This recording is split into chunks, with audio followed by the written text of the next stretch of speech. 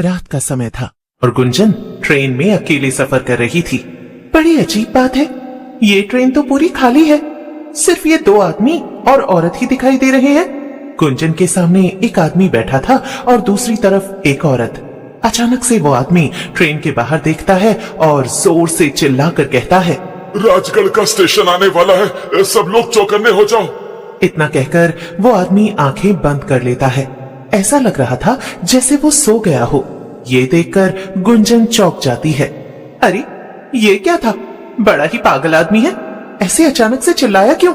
और इसके चिल्लाने के बाद बाकी सब भी आंख बंद करके सो गए। अजीब है। मगर तभी एक औरत की आवाज पूरी ट्रेन में गूंजने लगती है। आ गई, मैं आ गई, भेलपूरी बेचने आ गई। बोलो बोलो, किसे खानी है मेरी लाल लाल चटपटी भेलपूरी? अरे वाह, मुझे तो लगा ही नहीं था इतनी रात गए मुझे ट्रेन में कुछ खाने को मिलेगा। कब से भूख लगी थी, मगर अच्छा ही है ये भेलपूरी वाली आ गई, अभी पैसे निकाल लेती हूँ। गुंजन जैसे ही पर्स में से पैसे निकालने लगती है तो उसके सामने बैठा आदमी आंखें खोलते हुए गुस्से में कहता है, भेलपूरी वाली से कुछ मत लेना, वो भेलपूरी खिलाकर तुम्हें ट्रेन से उठा ले जाएगी। हाँ, भेलपूरी मत खरीदना। वाकई में बड़ा अजीब आदमी है, कैसी बहकी बहकी बातें कर रहा है। अरे मुझे भूख लगी है तो मैं भेलपूरी क्यों ना लूं? हाँ, बड़ा आया। तभी लंबा घूंघट डाले वो भेलपूरी बेचने वाली औरत वहां आ जाती है और गुंजन की सीट के सामने रुककर उससे कहती है, ओ दीदी, चटपटी मसालेदार भेलपूरी ले लियो, बड़ी मजेदार है। हाँ हाँ, मुझे लेनी है तुम्हारी भेलपूरी, मगर ये बताओ कि कितने की है एक प्लेट? अरे ले लो, पहले खाकर तो देखो, फिर बताएंगे दाम। अच्छा ये भी सही है, लाओ फिर खिलाओ। गुंजन औरत के हाथ से भेलपूरी ले लेती है और खाने लगती है। वाह, अरे वाह वाह, क्या भेलपूरी बनाई है, मजा ही आ गया। और ये पागल आदमी मुझसे कह रहा था कि मैं भेलपूरी ना खरीदूं। अच्छा अब बताओ इसके पैसे कितने हुए? लेकिन वो औरत कुछ नहीं कहती, उल्टा जोर जोर से डरावनी हंसी हंसने लगती है।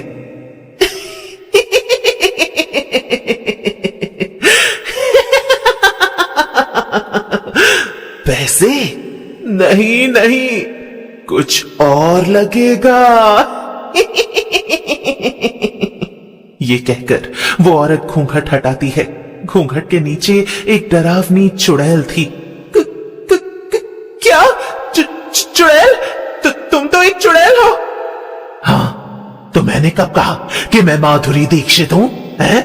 और इस भेलपूरी के बदले तो मैं तुझे लेकर जाऊंगी और खाऊंगी। उसके चले जाने के बाद ही वहां बैठे बाकी लोग आंखें खोलते हैं और ट्रेन के बाहर देखने लगते हैं। ये तो होना ही था, मैंने उस लड़की को चेतावनी दी थी, मगर उसने मेरी बात नहीं मानी और चुड़ैल उसे अपने साथ ले गई। राजगढ़ स्टेशन आने से पहले हमेशा ही ऐसा होता है। हाँ, अब हम कर भी क्या सकते हैं, हम तो अपना काम कर ही देते हैं ना, जो कि लोगों को चेतावनी देना है। अब उसके आगे हम क्या ही करें। असल में वो दोनों बूढ़े आदमी और औरत पंकज और राधिका थे, जो कि पति पत्नी थे और रामगढ़ गांव में ही रहते थे। वो हर रोज उस ट्रेन से सफर करते थे ताकि लोगों को भेलपूरी बेचने वाली चुड़ैल से बचाया जा सके, मगर उनका ये तरीका भी अक्सर काम नहीं आता था। फिर एक दिन सुबह सुबह पंकज कहता है, राधिका, क्यों ना हम किसी तरह ये ट्रेन चलना ही बंद करवा दे। अगर ट्रेन चलेगी ही नहीं तो चुड़ैल भेलपूरी बेचने आएगी ही नहीं और ना ही लोग गायब होंगे, ना मरेंगे। वो स्टेशन मास्टर है ना रघु भाई, हम उनसे जाकर कहेंगे, उनकी बहुत पहुंच है। वैसे भी इस ट्रेन में ज्यादा लोग आते ही नहीं, वो बात करेंगे तो ट्रेन जरूर बंद हो जाएगी। अच्छा, तो फिर आओ अभी जाकर उनसे बात करते हैं। रघु सिर्फ स्टेशन मास्टर ही नहीं था, बल्कि गांव का सबसे अमीर आदमी भी था। उसकी दूसरे गांवों और शहरों में खूब पहचान थी। अरे आओ आओ पंकज भाई, कैसे आना हुआ? रघु भैया, आप तो जानते हैं कि हमारे स्टेशन से गुजरने वाली जो ट्रेन है, पिछले 3 महीनों से उस पर एक भेलपूरी बेचने वाली चुड़ैल का साया मंडराने लगा है। वो रात को आती है और जो भी उससे भेलपूरी खरीदता है उसे अपने साथ ले जाकर मार देती है। हाँ, मैंने ऐसी बहुत सी अफवाहें सुनी है, पर मैं क्या करूं? भैया, आप न ये ट्रेन ही बंद करवा दीजिए। ट्रेन बंद हुई तो ना तो भेलपूरी बिकेगी, न लोग गायब होंगे। क्या एक चुड़ैल की कहानी के चक्कर में ट्रेन बंद करवा दूं? अरे मैं बड़े साहब लोगों को जाकर ये बोलूंगा तो वो मेरे ऊपर हंसेंगे, समझे? मगर रघु भैया, सच तो यही है ना? जो ना माने उससे ट्रेन में रात में सफर करने को कहिए, फिर वो भी इस पर यकीन कर लेगा और ट्रेन बंद करवा देंगे। बेचारा पंकज उदास होकर वापस अपने घर आ जाता है। कुछ नहीं किया ना रघु भैया ने, मैंने तो पहले ही कहा था। अब आप काम पर जाइए और रात में जल्दी लौट आइएगा, हमें ट्रेन में भी जाना है लोगों को बचाने। रात होते ही पंकज और राधिका फिर से दूसरे गांव के स्टेशन पर पहुंच जाते हैं और अपने गांव जाने वाली ट्रेन में बैठ जाते हैं। राधिका के पास बड़ा झोला था, वो उसे खोलकर पंकज को दिखाती है तो पंकज चौंक जाता है।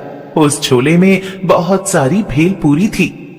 हाँ, जब आप काम पर गए तो मुझे एक आइडिया आया और मैंने खूब सारी भेलपूरी बना ली। अब मैं चुड़ैल से पहले सबको भेलपूरी बेच दूंगी और फिर कोई भी उसकी भेलपूरी खरीदेगा ही नहीं। राधिका खड़ी होकर सबसे कहती है, ले लो, स्वादिष्ट लजीज भेलपूरी ले लो, ऐसी भेलपूरी कभी नहीं खाई होगी। अच्छा, इतनी अच्छी है क्या? लाओ फिर जरा मुझे भी खिलाओ। ले लो जी, सब लोग लो, सिर्फ 10 रुपए की है। रामगढ़ का स्टेशन आते आते राधिका ट्रेन में बैठे सभी लोगों को भेलपूरी बेच देती है। हाँ, हो गया जी, अब तो आज इनमें से कोई भी और भेलपूरी नहीं खरीदने वाला। तभी पूरी ट्रेन में चुड़ैल की आवाज गूंजने लगती है, ले लो, खट्टी मीठी भेलपूरी ले लो। पंकज जोर से चिल्लाता है, रामगढ़ स्टेशन आने वाला है, कोई भी घूंघट वाली औरत से भेलपूरी मत लेना, सब आंख बंद करके सो जाओ। इतना कहकर पंकज और राधिका आंखें बंद करके बैठ जाते हैं, लेकिन वहां बैठे बाकी लोग ये देखकर दंग थे। अरे, ये दोनों आंखें बंद करके क्यों सो गए? भेलपूरी वाली ही तो आ रही है, कोई चुड़ैल थोड़ी है। हाँ।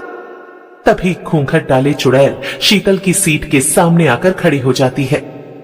ले लो, खट्टी मीठी भेलपूरी ले लो, एक बार खाओगे तो दोबारा कभी नहीं खा पाओगे। हैं? क्या मतलब? मेरा मतलब, एक बार मेरी भेलपूरी खाओगे तो दोबारा कहीं और से नहीं खाओगे। हाँ, वैसे तो हम पहले ही भेलपूरी खरीद चुके हैं, मगर तुम अपनी भेलपूरी की इतनी तारीफ कर रही हो तो खिला ही दो। हाँ, लीजिए ना। लेकिन चुड़ैल शीतल को भेलपूरी देती इससे पहले ही राधिका बीच में बोल पड़ती है, नहीं, इसकी भेलपूरी मत लो, ये एक चुड़ैल है, ये तुम्हें ले जाएगी। क्या? कुछ भी?